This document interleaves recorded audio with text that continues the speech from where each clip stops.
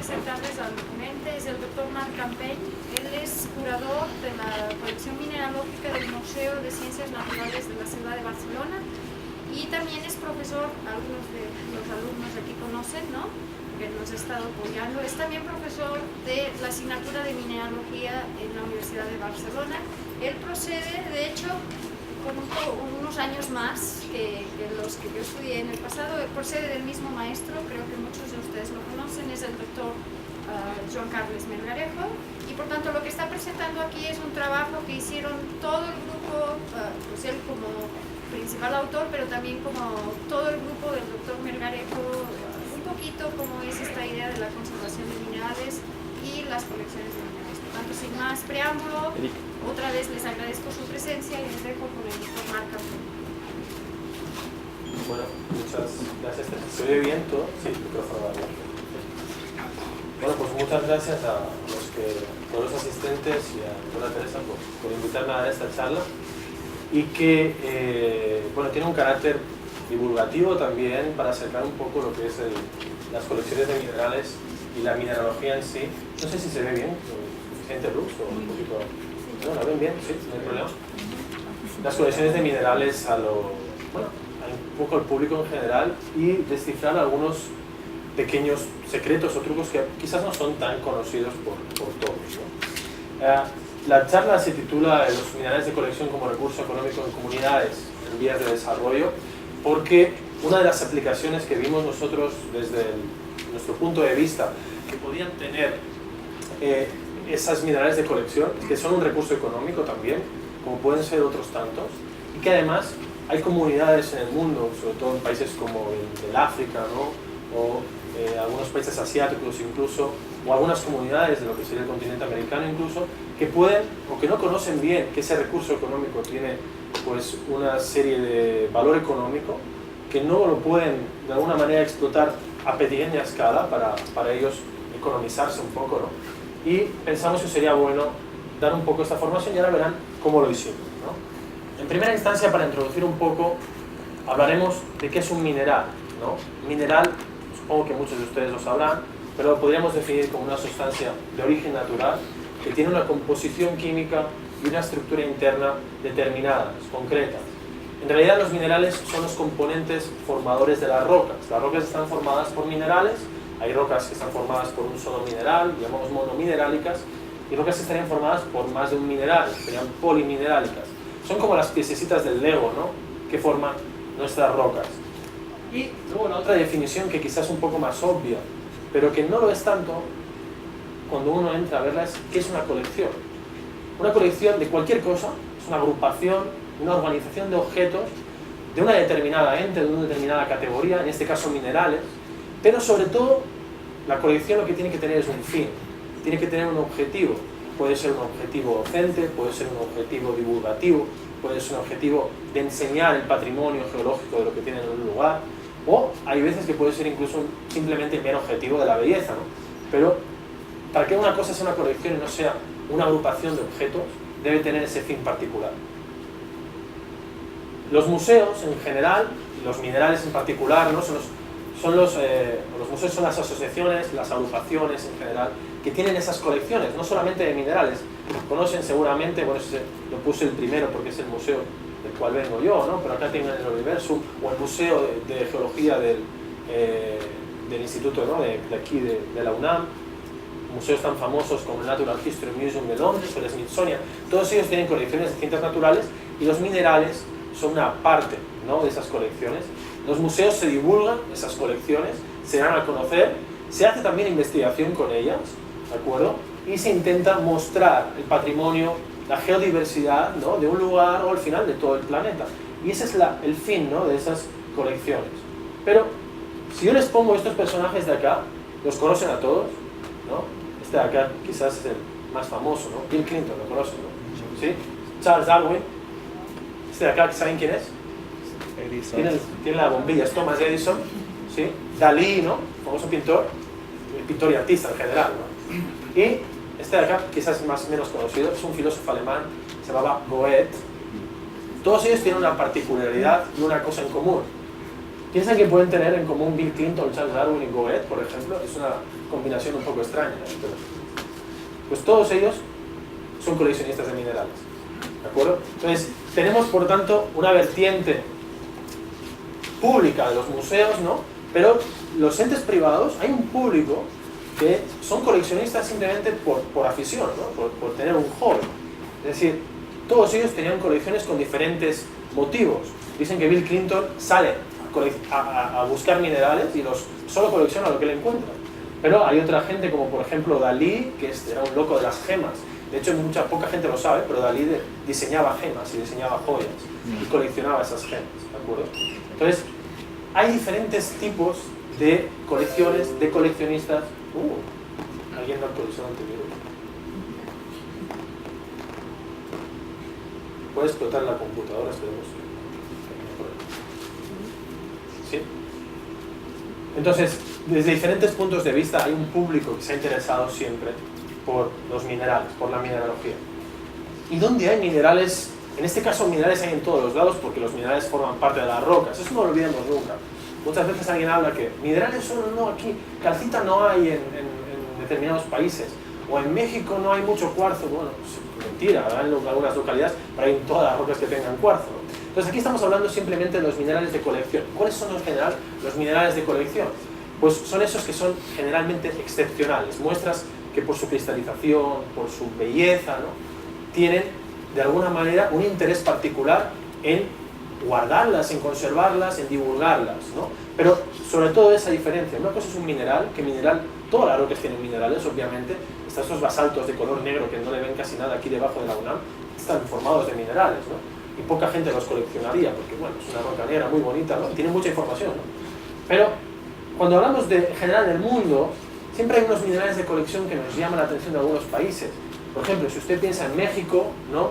Los minerales de la mina Ojuela, ¿no? Las mimetitas, las alamitas, pero también los de Santa Eulalia, ¿no? Zacateca, las sulfosales. Siempre hay unos minerales que uno conoce, ¿no? del país. Si hablamos, por ejemplo, de otro país, Argentina, ¿no? Hay muchos minerales en Argentina, hay muchas mineralizaciones, pero uno siempre piensa quizás, ¿no? Las rodocrositas argentinas, que son muy bonitas, muy famosas, ¿no? En Brasil, todo el mundo pensará, aquí me hizo ilusión poner un mineral un poco, es la brasilianita, de hecho es un mineral que se descubrió ya en las pegmatitas brasileñas, pero también amatistas, cuarzos, berilos, minerales de pegmatita, turmalinas. China, que es uno de los grandes países, ¿no? Con una minería muy reciente que está dando zonas de oxidación muy importantes donde aparecen minerales que para los coleccionistas tienen mucho interés. En este caso este de acá es una piromorfita, fosfato de plomo que tiene un color verde. Ese, por ejemplo, para la industria no tiene ningún interés porque tiene cloro también. Y si sacaran el plomo de acá, primero que tiene muy poco plomo, y luego contaminaría mucho, tiene mucho cloro, entonces no tiene ninguna utilidad. Pero los coleccionistas sí que le dan un uso, es decir, tiene a nivel coleccionístico un interés que no tendría a nivel industrial o que no tendría a otro tipo de nivel, sería un desecho. En este caso, aquí tiene un aprovechamiento realmente, ¿no? Otros países como Marruecos conocen este mineral de acá, la vanadinita, ¿sí? Es un vanadato de plomo, ¿de acuerdo? Que tiene este color rojo característico, además cristales del sistema hexagonal, perfectos. Acá en México también tienen de este, ¿no? Quizás no tan famosos, pero sí. Es un mineral muy característico de las zonas de oxidación, que tampoco tiene ningún aprovechamiento directamente económico para sacar vanadio, pero que tiene un interés coleccionístico por su belleza. La India también es un gran país, ¿no? De esos que nos da minerales de colección que tampoco tienen interés comercial, simplemente se acumulan o se venden por su belleza, porque tienen un interés coleccionístico.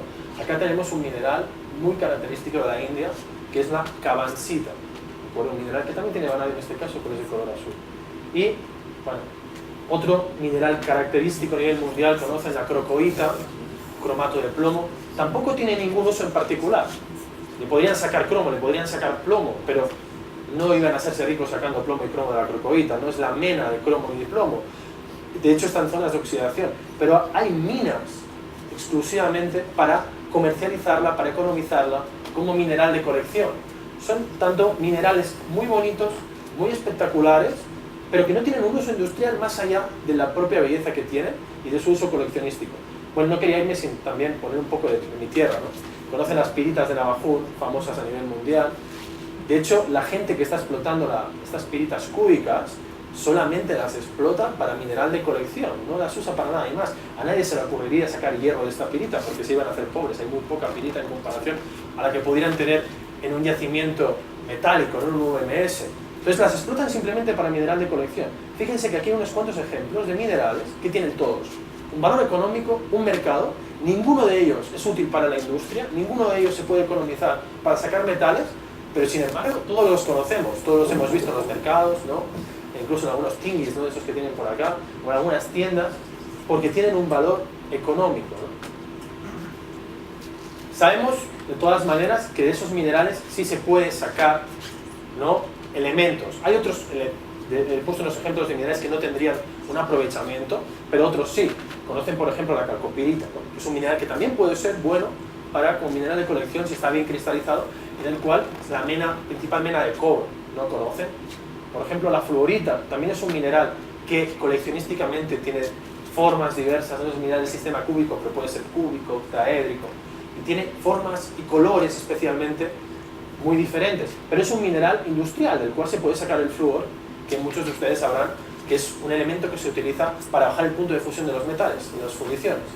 Por tanto, todos los minerales tienen de alguna manera un aprovechamiento industrial, pero a la vez tienen un segundo valor, muchos de ellos, un valor coleccionístico. Valor industrial, los minerales, ustedes saben, por ejemplo, ¿no? ¿Cómo los aprovechamos?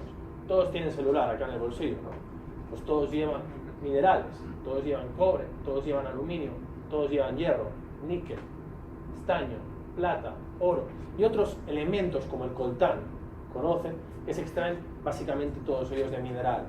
Por tanto, recalcar eso, los minerales están en la roca, están en todo el mundo, ¿de acuerdo? En algunos casos los aprovechamos para extraer metales y en otros casos no podemos aprovecharlos para extraer metales, pero tienen esa segunda vida, ese valor coleccionístico que algunos le podemos dar. Y eso es realidad, eso no me lo estoy inventando yo. Estos son dos fotografías de dos minerales. Un carbonato es el mismo mineral, con diferentes facies, con diferentes formas. Rodocrosita, carbonato de manganeso, que es un mineral que puede ser muy espectacular, ¿no? Pero a nadie se le ocurriría nunca ir a sacar manganeso de la rodocrosita. Se harían pobres realmente, ¿no?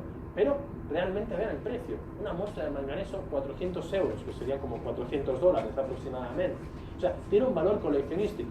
Y esta de acá marca 6.500, son minerales, fíjense, prácticamente yo haría el paralelismo que esto no dejan de ser obras de arte de la naturaleza que tienen un valor comercial más allá de su uso y sus aplicaciones. Luego hablaremos si estos valores pueden ser reales, o hay especulación, o todo eso, pero eso está ahí. Entonces, al final, la conclusión es que los minerales de colección, ¿no? Han llegado seguramente a la misma conclusión que yo, son un recurso económico, ¿no?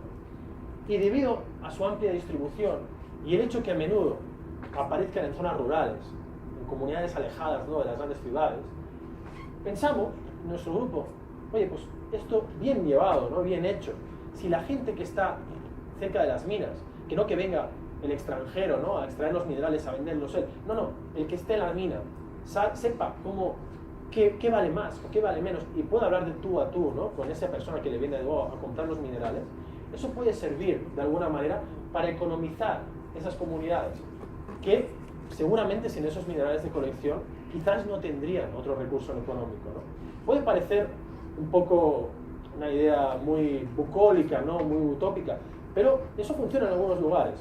Les voy a luego hacer algunos ejemplos, ¿no? Pero, ¿cómo se determina el valor de un mineral? O sea, uno podría pensar, si uno podría vivir en una comunidad de este tipo, en un país, pues, África, por ejemplo, donde tengamos un mineral de colección, pues, interesante, y uno puede pensar, sí, yo quiero comerciar con ello, yo puedo sacar adelante a mi familia sabiendo eso, pero ¿cuánto vale este mineral? ¿Cuánto yo puedo saber que esto vale tanto, vale tan poco? ¿Cómo puedo economizar con esto? ¿O todos los ejemplares de la misma especie o del mismo lugar valen igual? ¿Qué determinamos para que un mineral pues tenga un valor mayor o menor? ¿Qué es más importante? ¿La forma, el color? ¿Que sea más grande, más pequeño? ¿Que sea muy raro? ¿Que sea más común? ¿Qué es lo importante ahí? Entonces, pensamos que había muchas dudas y cosas que podían ser muy obvias para la gente que trabajamos en el mundo de la mineralogía, o en este caso de los minerales también de colección, como es el caso de los museos, pero no eran tan obvias para la gente de a pie y menos para gente que podía estar en esta situación, ¿no? En tener una mina, un afloramiento, un lugar donde recoger minerales, pero que no supiera todo eso.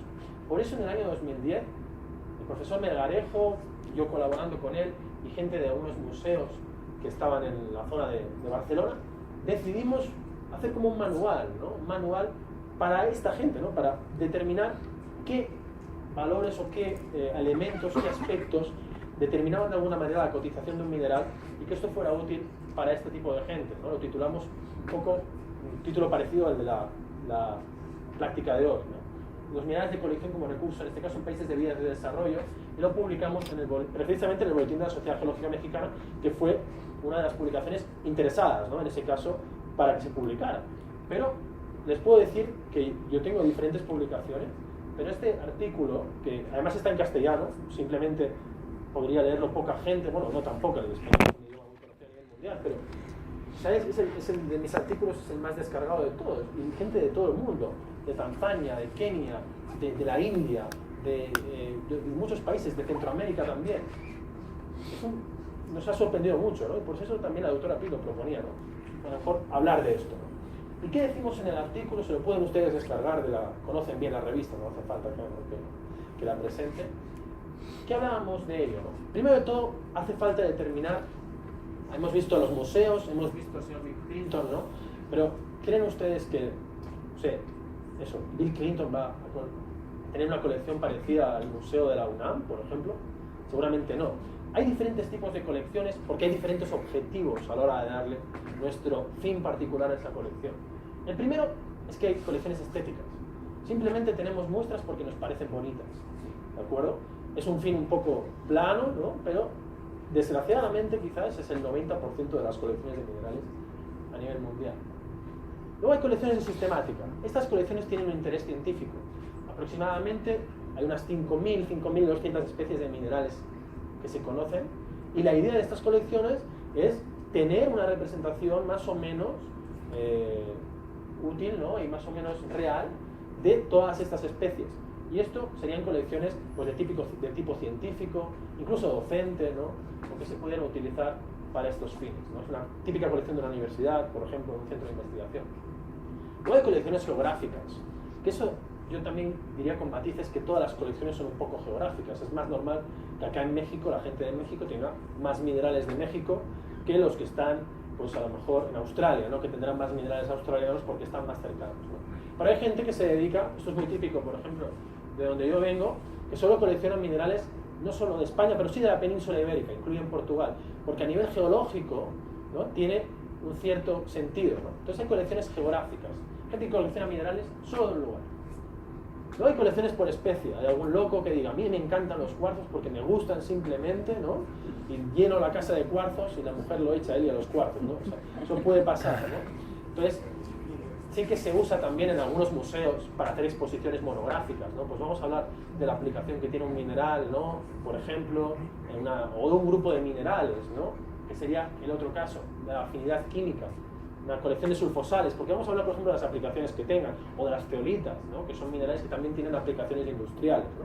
Entonces, eso en los museos también lo saben bien, lo usamos muy a menudo, pero hay gente que, bueno, le da por las fluoritas, también es un mineral muy típico que colecciona la gente porque tiene mucha variedad, ¿no? Luego, hay gente que le vuelve loco alguna propiedad concreta de los minerales, como por ejemplo la fluorescencia. En los museos también lo hacemos muy a menudo, y tenemos pues vitrinas, ¿no? O muebles solo con minerales fluorescentes, porque de alguna manera demostramos qué es la fluorescencia, ¿no? Saben todos la fluorescencia, que es la emisión de luz natural, de luz visible de un mineral, porque se ha excitado con luz UVA. Eso ha hecho que los electrones salten de nivel, y para volver a bajar a su nivel tienen que emitir luz, ¿no? Eso es la fluorescencia, y hay muchos minerales que son fluorescentes. Luego hay gente que colecciona otras, no determinadamente minerales terrestres, pueden ser meteoritos, o incluso minerales modificados, ¿no? Que pueden ser colecciones de gemas, ¿no? O de otros utensilios. Y la última podrían ser otras colecciones, ¿no? Gente, pues, yo conocí un día a un señor que coleccionaba solo minerales azules. Y dices, ¿por qué solo minerales azules? Pues porque me gusta el azul. Bueno, pues fantástico. O sea, bueno, entonces al final un poco todo eso va con la idiosincrasia de cada persona, pero fíjense que los museos, las instituciones como las universidades, tienen que tener básicamente colecciones que sean divulgativas, donde se puede divulgar pues, la geografía del lugar, la geología, la geodiversidad, donde se puede divulgar la sistemática, su interés científico e incluso propiedades, ¿no? Que nos puedan hacer o conocer mejor los minerales para estudiarlos. Un ejemplo de colección estética podría ser este de aquí. Fíjense que hay minerales de diversos colores, de diversa afinidad química, formas diversas. La única cosa en común que tienen todos ellos es que más o menos son bonitos. Fíjense que eso es un tema subjetivo, ¿no? ¿Qué mineral es feo y qué mineral es bonito? ¿No? Es una cosa también un poco que va a cada persona, aunque hay unos, bueno, tenemos en general en la sociedad, ¿no? En la sociedad occidental, un cierto criterio más o menos establecido en qué es bonito y qué no. Pero es muy curioso, por ejemplo, yo a veces he visto colecciones, sobre todo de gente de Japón, que tienen un concepto de la estética muy distinto al nuestro y cambian totalmente. Ellos te enseñan su colección estética y es una estética totalmente diferente, ¿no? Es muy curioso. Este, por ejemplo, es un ejemplo de colección basada en un grupo de minerales, en una afinidad química. Estos son todo zeolitas, es una colección, una vitrina de la Smithsonian, por ejemplo, donde todos los minerales que ven acá son del grupo de las zeolitas. Entonces, acá divulgamos también, estamos enseñando, estamos dando una idea de que hay minerales que tienen cosas parecidas, que tienen propiedades similares, y en este caso, pues el de las zeolitas, pero lo podríamos hacer con otros minerales. En este caso, no solamente es un grupo, sino que es una especie, ¿no? Es la wulfenita. Acá tienen algunos ejemplares mexicanos, vayan a buscarlos, los tienen los gringos, ya saben dónde están, ¿de acuerdo? También del Smithsonian, ¿sí? Y la wulfenita es un mineral muy característico por este color naranja, un mineral que tiene plomo y que tiene este color característico, ¿no? Pues vamos a enseñar las wulfenitas, pues esta es una colección por especie. Una colección por fluorescencia, ¿de acuerdo? Minerales fluorescentes de diferentes tipologías, puede haber carbonatos, puede haber incluso algún cloruro, puede haber sulfatos, puede haber algún silicato, puede haber fosfatos, diferentes tipos de minerales, pero todos ellos tienen esa propiedad, son fluorescentes, ¿de acuerdo? Incluso, como otros, en los museos, esto es una fotografía, una pequeña zona de nuestro museo donde tenemos expuesto, siempre con condiciones de seguridad en este caso, minerales radioactivos, ¿sí? Saben que la radioactividad es natural, de hecho el uranio es un elemento que sacamos de los minerales. Pero, ojo también, si alguno de ustedes le siente curiosidad por los minerales radioactivos, pues no se los coman, no los respiren, siempre trátenlos con cuidado, porque son elementos que tienen una cierta radioactividad siempre natural y muy baja, ¿no? Pero pueden tener. Pero eso sería otro tipo de colección. En este caso nosotros lo usamos básicamente para explicar eso, qué es la radioactividad, que la radioactividad es natural, ¿no? Y que la tienen los minerales, por tanto sería una colección de tipo divulgativo, pero en este caso basada en minerales radioactivos. Pero la pregunta es la siguiente: ¿qué es mejor, este mineral o este mineral? ¿Qué propiedades podemos utilizar para determinar el valor de este o este? La diferencia será entre que uno esté triste, ¿no? O que pueda decir, yo puedo sacar adelante, ¿no? Puedo economizar eso, puedo tener unas ciertas ideas, ¿no? Pero, ¿qué ideas son esas, no? ¿Cómo lo podemos hacer? Pues luego de ver los tipos de colecciones, la idea es dar los criterios que podemos usar también para determinar si un mineral puede tener cierto valor o no. El primero de todos es el tamaño, ¿de acuerdo? En español, en España no sé si acá lo dicen, pero tenemos un dicho que decimos el burro grande ande o no ande, ¿no? Sí, que es como siempre nos vamos, ¿no? al pastel más grande, a comer lo más grande, ¿no? Todo siempre el tamaño, que es en general lo que más se valora en los minerales. General, y digo en general, vuelvo a repetir, son los ejemplares más grandes, las grandes muestras, que son las que más se valoran. Pero no siempre podemos tener ejemplares de todas las especies minerales de un gran tamaño. Hay especies muy raras que solo son microscópicas o pueden tener tamaños muy pequeños. Por tanto, el tamaño no siempre será un criterio para definir si un mineral es relativamente valioso o no, ¿de acuerdo? En general, esto es una influencia sobre todo de los Estados Unidos, donde hay muchos coleccionistas, ¿no? Pero definimos diferentes tipos de clasificación de los tamaños. Hablamos de tamaño thumbnail, cuando sería un tamaño como la uña aproximadamente, o una falange. Un tamaño de miniature, cuando sería un tamañito pues, de 3, 4 centímetros. Cabinet, cuando es una muestra que ya la podemos poner a exponer en una vitrina. Large cabinet, cuando es un poquito más grande aún, y a minerales de tamaño museo, que serían aquellos que se pueden exponer tranquilamente, ¿no?, en una vitrina y que uno puede ver los cristales, las propiedades, pero no todos los minerales tienen ni mucho menos tamaño museo, las especies me refiero, ni incluso tamaños que se puedan exponer. Muchas especies, prácticamente más de la mitad, son bien pequeñitas y no existen ejemplares grandes, ¿no? Para poner un ejemplo, pues esto sería un tamén. Normalmente se coleccionan en estas cajitas y en este caso fíjense que es un mineral, que es la basnasita, que es un carbonato de tierras raras, muy raro. Sería muy extraño encontrar basnasitas de tamaño grande, podría pasar, sería excepcional, ¿no? Entonces no sería un mal ejemplar pese a su tamaño. Luego tenemos los miniatures. Aquí tenemos un ejemplar de esto es benitoíta, que es un silicato que encontramos en zona de California. Pues no es muy grande tampoco, pero el mineral es muy raro, por tanto tampoco es malo ese tamaño, está muy bien. Cabinet ya un poquito más grande, un ejemplar de azurita, ya es un mineral que podemos encontrar en esos tamaños. Cuando es un poquito más grande, esto es una rubelita, y ya sería el tamaño ya de muestra de museo.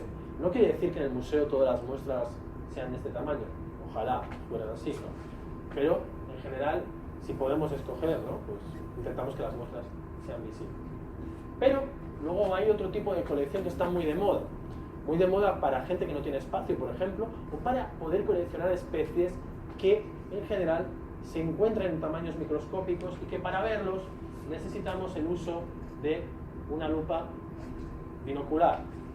Sin esa lupa es complicado observar estos cristales.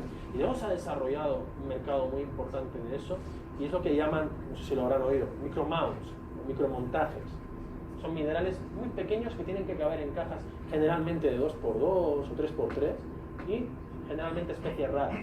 Luego hay también un mundo en la fotografía de estos ejemplares donde los cristales son más perfectos en general, donde hay especies mucho más raras y donde se pueden encontrar asociaciones minerales tan curiosas, pues como esta de la foto, ¿de acuerdo?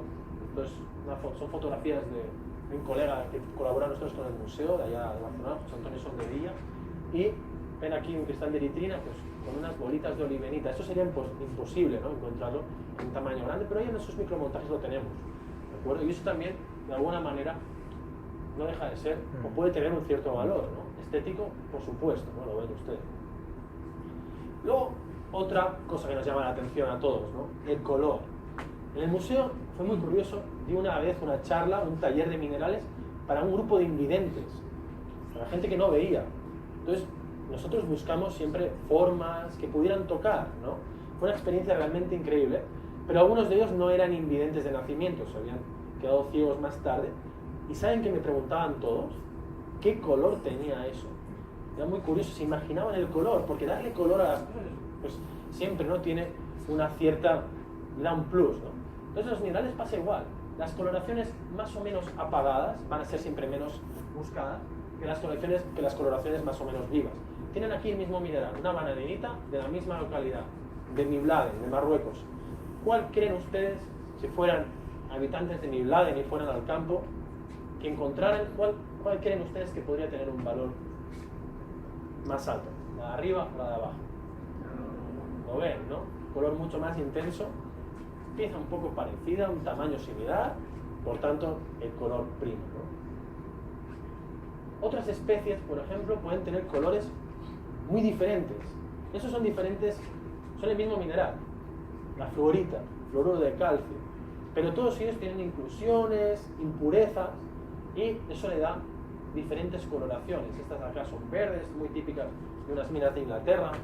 Esta de acá es española, de Asturias, aquí otra asturiana, otra asturiana, de la española también, una florita de Nuevo México que es azul y una de los Alpes que es roja, ¿no? En general pensarán, oh, todas son igual de valiosas o todas son igual de bonitas.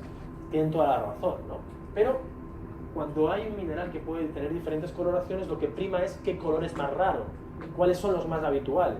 Floritas amarillas les puedo decir que hay toneladas en general, incoloras igual, las verdes son menos comunes, pero también son bastante. En este caso, las dos que pudieran tener un valor más elevado por su color serían el azul claro y la roja, que son, sobre todo la roja, las más raras, ¿no?, las que son más infrecuentes. Por tanto, está muy bien también conocer qué colores son más comunes en los minerales, que pueden tener policromatismo, y cuáles no. Luego la forma, obviamente, es otro tipo de valor añadido, otro tipo de criterio que podemos utilizar para definir si un mineral es más raro o no y puede tener más o menos valor. La pirita es un mineral del sistema cúbico, pero ustedes todos saben que una cosa es la simetría y otra cosa es la morfología externa. Generalmente es cúbica, pero también puede formar hábitos octaédricos, como esta pirita que es de la zona del Perú, y composiciones de diferentes morfologías, lo que llamamos en este caso un piritoedro, comúnmente conocido, ¿no? Que seguramente es más raro o menos infrecuente que la pirita cúbica. Por tanto, la forma también es un criterio. Siempre la forma menos habitual puede ser un criterio para darle un valor un poquito más alto a nuestras muestras. Luego la transparencia. Aquí tienen los ejemplares de berilo aguamarina, ¿sí? Ambos. Este es brasileño, este es del Pakistán, pero bueno, en el Brasil también tienen de estos y al revés. ¿Cuál creen ustedes que podría tener por su brillo y transparencia un valor más elevado? ¿Izquierda o derecha? Sí, ¿no? ¿Lo ven?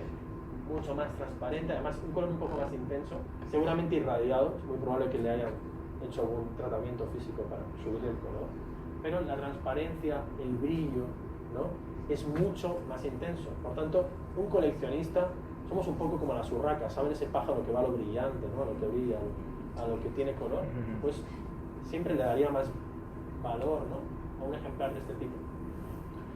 Luego hay un criterio no tan banal o no tan común, que es la definición de los cristales y el tipo de agregados. ¿Dónde ven más cristales ustedes? ¿En este de acá o en este de acá? El de la derecha, ¿verdad? Tiene muchos más cristales. Son de un color parecido, de un tamaño similar. Por tanto, uno pensaría, bueno, pues más cristales mejor. Pues muchos coleccionistas piensan al revés. Es mejor menos, que se vean mejor, mejor definidos. Fíjense qué forma más definida que tiene este cristal, ¿no? Tabular de wulfenita. En cambio aquí cuesta mucho diferenciar las formas.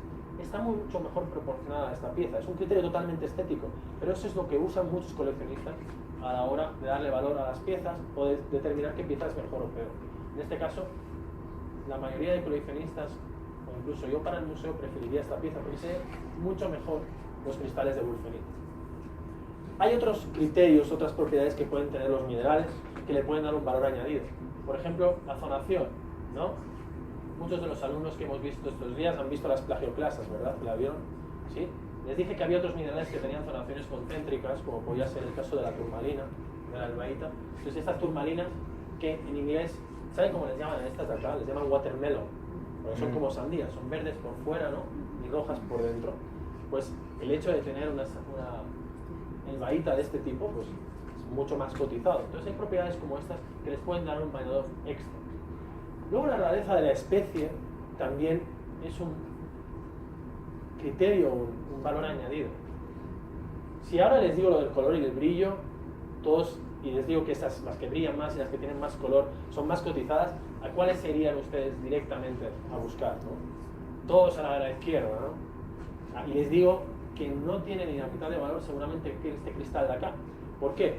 Porque es mucho más raro un cristal bien desarrollado y de buen tamaño de tantalita, en este caso, diferente del Brasil, es un óxido de tantalio, recuerdo que puede tener niobio también, es un mineral industrial, donde se saca el coltan, pero raramente forma cristales.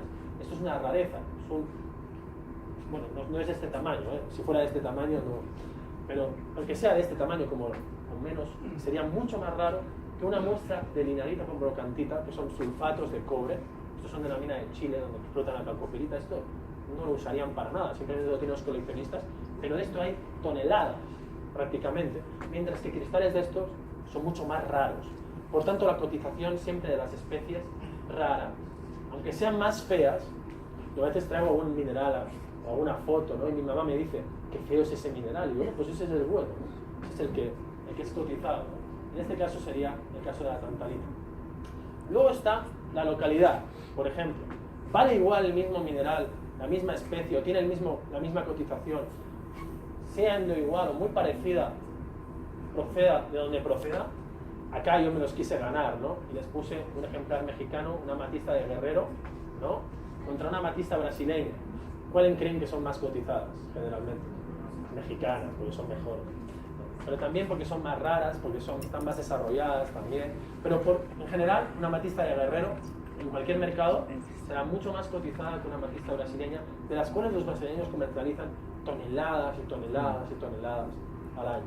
También serían más cotizadas en algunos casos que las de las vigas, a no ser que sean ejemplares excepcionales, porque estas son más raras también de conseguir. Bueno. Luego una cosa importante que determinamos, que cuando uno va a una feria, cuando va a un comerciante, sobre todo de zonas donde ellos, países, lo que decíamos, ¿no? Comunidades en vías de desarrollo, que no conocen bien el mineral, ellos ven que brillan, que hay color, y no se paran a pensar en el daño que puede sufrir el ejemplar cuando se transporta, cuando lo llevan hacia el lugar donde lo van a vender. Fíjense, este mineral es el mismo ejemplar.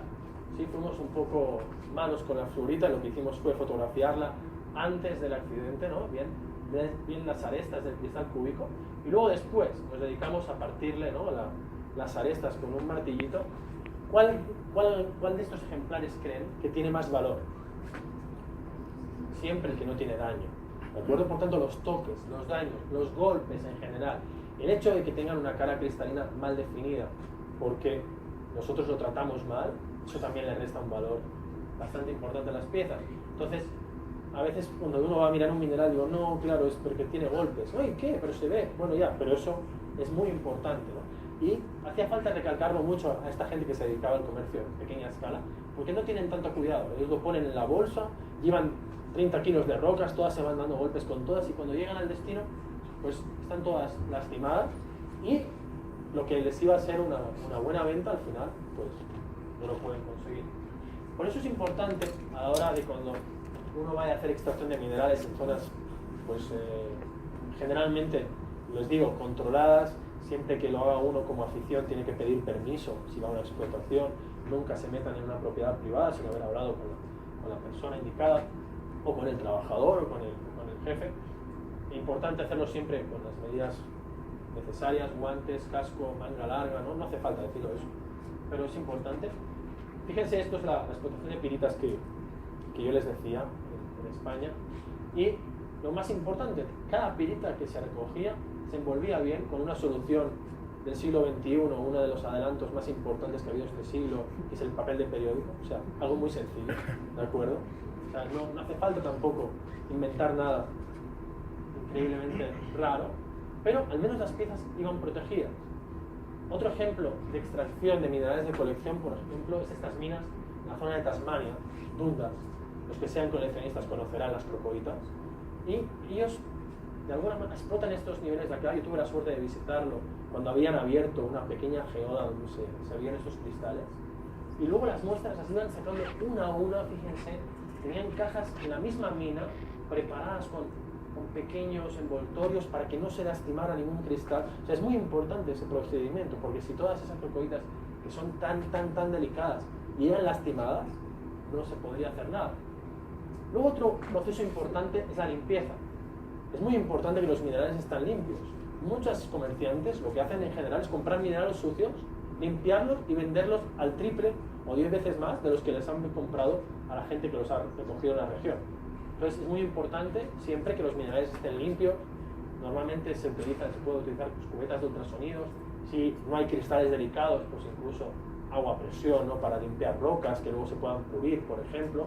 Pero luego hay otros procesos que se tiene que ir con cuidado también, porque se usan ácidos, por ejemplo, o agua oxigenada, ¿no? Para poder liberar óxidos e impurezas que le pueden dar más belleza a las muestras, ¿no? Y es importante recalcar esto, el transporte. Una vez ya tengamos nuestro mineral en casa, nuestro mineral limpio, nuestro mineral preparado, lo que tengamos que hacer es, para transportarlo, volverlo a proteger muy bien.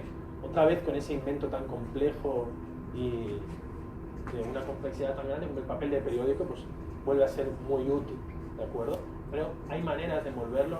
Tenemos, de hecho creo que es el profesor Melgarejo envolviendo pues una muestra de estos minerales, la manera que se tiene que hacer, ¿no? Siempre protegiendo como si fuera un nido, ¿de acuerdo? Y esto que parece tan obvio, estas son fotografías que salen del artículo, ¿no? Mucha gente nos decía, no, pues no lo pensábamos, nosotros simplemente lo envolvíamos y luego se lastimaban. Claro, qué buena idea. Pues esta fue un poco la idea de nuestro. Esto es la misma, ¿os acordáis de la mina de Crocoita? Luego la casa adyacente tienen este tesoro. Si algún día tienen la oportunidad de ir a Tasmania, son gente encantadora y realmente es un compañero chino que trabajaba conmigo, que no lo pudimos sacar de la mesa durante más de 2 horas. Y estas muestras están todas preparadas, tal cual, para su envío a países tan lejanos como Francia, Alemania o Estados Unidos, desde Australia, imagínense. Esto es Tasmania, es la isla que está al sur de Australia, o sea, es prácticamente las antípodas de todo el mundo. Y les puedo asegurar que llegan intactas. ¿Cómo lo hacen? Pues se han inventado un sistema como de un tupper bar, ¿sabes? Un tupper. Enganchan las muestras, les colocan el tupper al revés, lo ponen siempre en posición vertical, ahí no toca nada y los cristales llegan prácticamente intactos. Luego este pegamento que tienen debajo se disuelve con agua oxigenada y no hay ningún problema. La puede poner en su museo, en su casa. Es decir, hay ideas muy fáciles, pero que tienen que ser usadas, porque si esto llegara roto, no tendría ningún tipo de valor. Bueno, otro ejemplo más de cómo trabajan esta gente. Esos ejemplares están muy limpios, los han limpiado previamente, los han preparado, mucho cuidado, y esto se enviaba luego pues, a esas zonas. Luego, la manipulación de los ejemplares, no de todos, no me curan ustedes una crocoita, por favor, pero hay piezas que son menos visibles, ¿no? O incluso para objetos de artesanía. Todas estas ágatas de acá están pulidas y luego tintadas de tinta. Los museos, por ejemplo, pues una colección sistemática nunca usaríamos, ¿no? Una ágata tintada artificialmente, pero puede ser que la misma gente que lo recoja ya puede hacer estos procesos para venderla como souvenir, como regalo para los turistas, como artesanía, ¿no? Lo único que siempre que se modifica un mineral se tiene que decir, es decir, no pueden decir que esto lo han encontrado natural, ¿no? Como de este color, porque si no están engañando, ¿no? También, pero es prudente hacerlo de alguna manera, ¿no? Luego se pueden hacer artesanías, no hace falta que los minerales sean tan bonitos, ¿no? En las zonas rurales de estas, donde tienen estos minerales, pueden fabricar artesanías, en este caso son ceniceros, o no sé si para poner velas, ¿no? O esto simplemente me hizo muchas gracias desde Chile, es carbón, solamente carbón, tampoco tiene más, ¿no? Pero hay un artesano que se dedicaba a hacer figuras sobre el carbón y vendía esto a los turistas. Bueno, pues este artesano quizás no tenía más trabajo que ese, pero le dio una utilidad, ¿no? Un mineral que en general no tenía por qué tener ninguna belleza extra. Por tanto, la artesanía, el hecho de que se puedan hacer este tipo de manipulaciones con los elementos también es importante. Bueno, ¿qué decir de la bisutería, de la joyería, que pueden ser también útiles, ¿no? Para este tipo de ejemplos? ¿Y dónde vendemos los minerales? ¿Dónde los compran? ¿Dónde hay comercio de minerales? Pues las ferias, principalmente. Conocen la Feria de Múnich, por ejemplo, Santa María de las Minas, y aquí en Estados Unidos la más importante es Taxi, ¿no? Conocen. Entonces, allá gente de todo el mundo, de todos los rincones del mundo prácticamente, comercializa sus minerales. Muchos de ellos son auténticos dealers, ¿no? Tiburones del comercio de los minerales, ¿no? Pero cada vez más estamos viendo gente de países, en estos casos son muestras peruanas, de gente de Perú que ha desarrollado pues, una economía alrededor de las minas de minerales que no se usan luego para su uso industrial, pero sí tienen un valor coleccionístico, ¿no? Estas muestras de acá son un vendedor chino que no tiene nada que ver con la mina en sí, sino que ha decidido que, oye, eso que tiraban en la mina a los coleccionistas les gusta, ¿no? Pues se fue a Múnich, en este caso, a vender estas muestras, ¿no? Algunos ejemplos más de gente como este chico con el que hice un poco de amistades de Kosovo.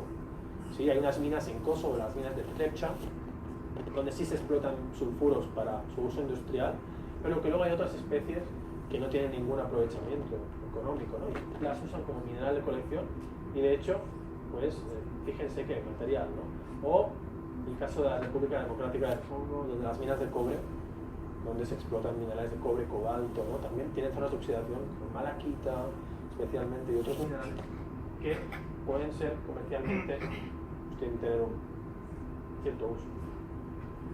Luego, imagínense que uno es una persona que está pues, en una comunidad de este tipo, que no tiene suficientemente recursos para viajar.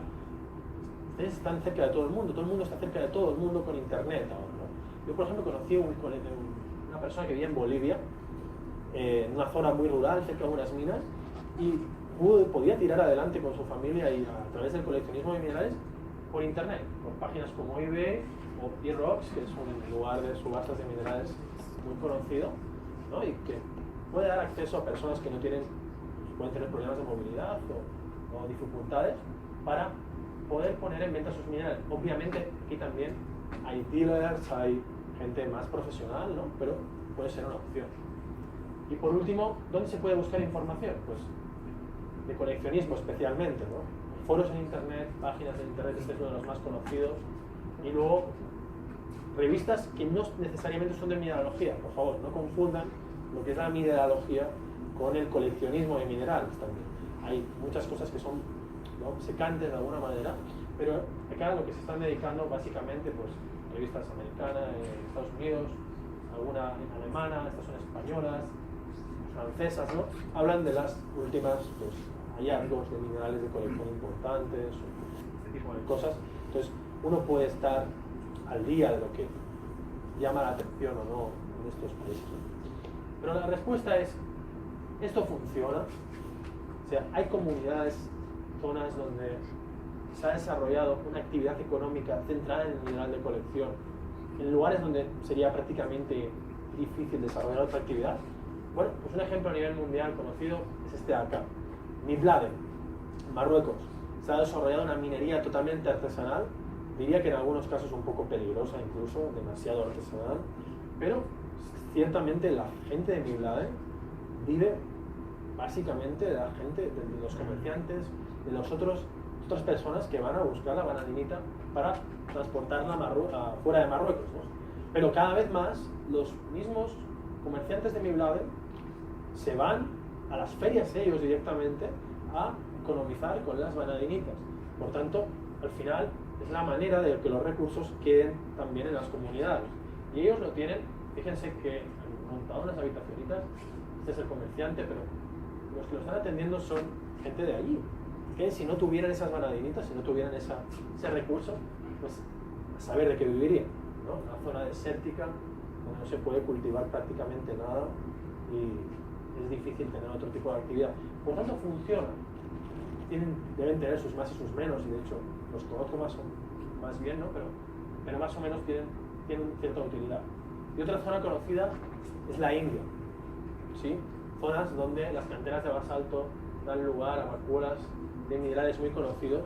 En este caso, en la India, sí que hay algún problema de que, por ejemplo, tengan algún capataz, ¿no?, un poquito más desarrollado, pero yo sé que en Mibladen se organizan en cooperativas, por ejemplo, ¿no? Entonces eso siempre da un beneficio a toda la comunidad y la idea es esa, que los recursos estén allí, que los conozca la gente del lugar, ¿no?, y que pueda usarlos para economizar su gente, ¿no?, su comunidad, hablar de tú a tú con los comerciantes que vengan del extranjero y que cuando le vendan un mineral no se lo vendan, ¿no?, a un precio irrisorio y luego lo vean en la feria de Taxon, ¿no?, pues a 10 veces más o a 200 veces más. Bueno, entonces, bueno, yo creo que hasta aquí la plática, ya no le doy más. Si alguien tiene alguna pregunta o quiere, vamos a iniciar algún debate, pues bueno.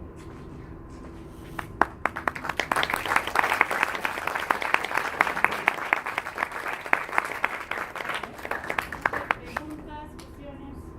Sí. ¿Cómo está el tema de la legalidad? Por ejemplo, en cada país existen leyes de patrimonio cultural y no sé, por ejemplo, cómo se puede administrar el tema de la minería, o sea, de minerales en ese sentido. Realmente es un concepto más que ilegal o legal, yo creo que ahora mismo depende, como has dicho tú, depende de cada país, depende de cada situación y depende de muchas cosas, pero hay una alegalidad, es decir, una mina no tiene por qué, o sea, nos pasa en las floritas asturianas, ¿no? La mina es de fluorita, al igual si sale una geoda llena de cristales, que eso ellos van a ir con la taladradora, lo van a sacar y lo van a triturar para hacer fluorita. Lo que sí que hay es un cierto, como saben que eso tiene un valor económico más allá, claro, les va a valer mucho más, por ejemplo, la fluorita por piezas a nivel de coleccionista que por kilos a nivel industrial, ¿no? Entonces muchas veces paran la explotación, ¿no?, y sacan esos minerales, ¿no? Entonces, lo que yo creo es que todo el mundo debería que pagar al menos, nuestros comerciantes lo que hacen mucho es que, claro, ellos pueden sacar 10 piezas pero declaran 5, o sea, hay una evasión de impuestos importantes, sobre todo de los dealers grandes, no de los pequeñitos, ¿no? Cuando se generan cooperativas de este tipo, tú podrías generar una microempresa, igual que una empresa minera o una junior puede pedir declara que quiere explotar eso para una economía, para economizarlo de forma industrial. ¿Por qué no? Un pequeño grupo de personas de una comunidad no puede hacer lo mismo, ¿no? Establecerse como cooperativa, como empresa, como grupo que quiere explotar esa zona para mineral de colección y luego pagar los impuestos que toque o que se dediquen, ¿no? Obviamente en determinados países pues hay problemas y gente que lo hace pues sin, digamos, por debajo, ¿no? Pero en el mundo IUPI, ¿no? En el mundo bucólico podría hacerse perfectamente, creando eso, cooperativas, microempresas. De hecho hay zonas en Marruecos que funcionan así, a nivel de cooperativa.